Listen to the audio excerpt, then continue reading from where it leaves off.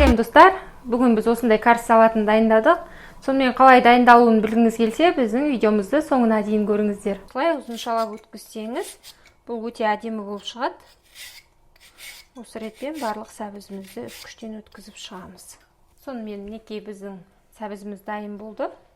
Осылай үккіштен өткізіп алдық. Ендігі кезекте біз майымызды қыздырамыз. Майымыз қызғанша, мұндағы тұрларымыз турап аламыз. Сізге қалай ұнайды, солай турауыңызға болады.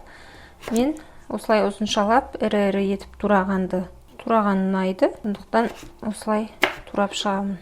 Осылай ортасынан бөлсеңіздер де болады. Негізінде бұл ұзынша болған ірі күйінде тұрғаны жақсырақ. Егер сіздің столға салатыңызды берем дегенге дейін уақытыңыз аз болатын болса, ұсақтау етіп турай беруіңізге болады. Келесі қиярды да дәл осылай етіп тураймыз.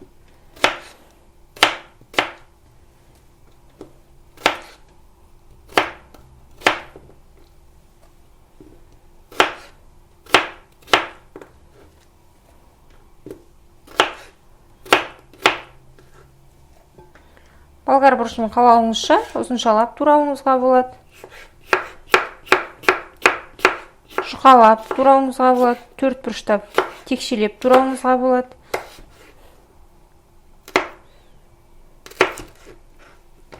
Салаттың арасындағы әрбір нәрсенің көлемі әртүрлі болып, осы карс салатында бөлек-бөлек тұрғаны маған дұрыс сияқты.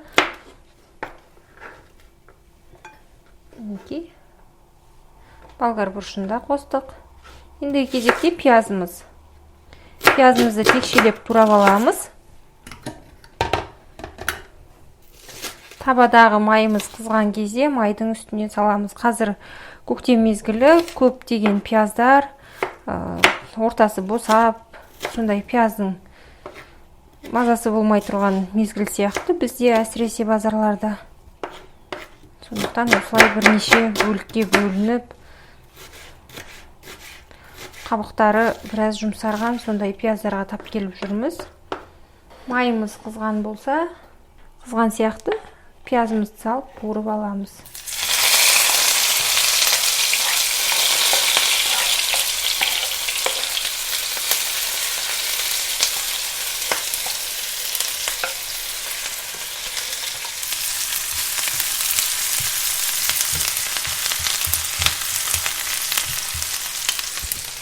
Сары түске енгенше қуырамыз. Пиязымыз қуырылып жатқанда біз араластыратын қоспамызды қосып үлгердік. Ішіндегі барлық қоюын барлығын қостық. Пешімізді өшіріп, егер сіз сарымсақ қосатын болсаңыз, дәл қазір үстіне 1-2 тіс сарымсақты турап қосып жіберсеңіз болады. Енді кезекте осы ыстық майды осы үстіне пиязбен құямын. Қуырылған пиязымызбен майды. Егер сіз қуырылған пияз ұнатпайтын болсаңыз, майды қыздырып, тек бір өзін құюыңызға болады. Ендігі кезекте бізге қалғаны жақсылап араластыру және аскөгімізді қосу. Аскөгті қалағаныңыздай немесе ең бетіне дастарханға ұсынар кезде қоссаңыз болады. Қаласаңыз барлығын бірге араластырып жіберуге болады. Жақсылап араластырамыз.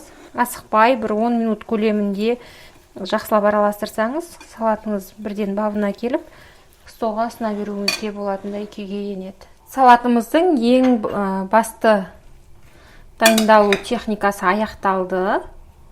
Енді мен тағы да ең дәмін келтіре түсу үшін аскөкті қосамын. Бұған дейін айтып кеткендей, тәрелкеңіздің бетіне ғана сепсеңіз де болады бұны. Және карс салаттың нағыз бірден бір дәмін келтіретін соя соусы 1 немесе 2 ас қасық көлемінде қосып жіберсеңіз, дәмі ерекше тіл жүйрі түседі. 2 ас қасығын қостым.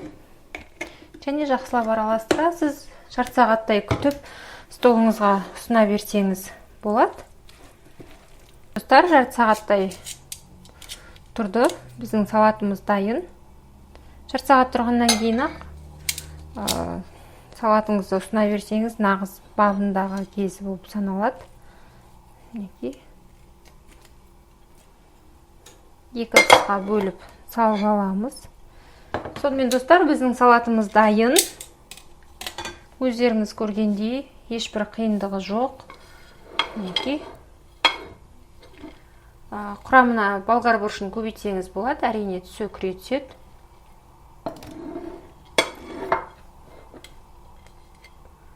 Мінекей, осындай салатымыз дайын. Астарыңыз дәмді болсын.